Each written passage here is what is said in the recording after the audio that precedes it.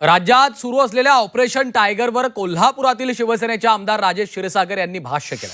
लोकसभा निवडणुकीमध्ये गैरसमज पसरवल्यानं एनडीएला काही प्रमाणामध्ये कमी यश आलं होतं। खोटा नरेटिव्ह पसरल्यानं निवडून आलेले महाविकास आघाडीमधले खासदार देखील नाराज होते। खोट्या पद्धतीने निवडणूक लढवल्यानं महाविकास आघाडीला हे भगदाड पडत असल्याची टीका आमदार राजेश क्षीरसागर यांनी केलेली आहे। ते कोल्हापुरात माध्यमांशी बोलत होते। ज्यावेळेला संविधान बदलणार नाही किंवा अशा पद्धतीच्या निगेटिव्ह नरेटिव्ह पसरून लोकसभा निवडणुका या महाआघाडीच्या वतीने केल्या गेल्या हे लक्षात आल्यानंतरच बरेचसे दुसऱ्या म्हणजे महाआघाडीतले खासदार हे नाराजच होते आणि त्याची प्रचिती आपल्याला आलेली आहे।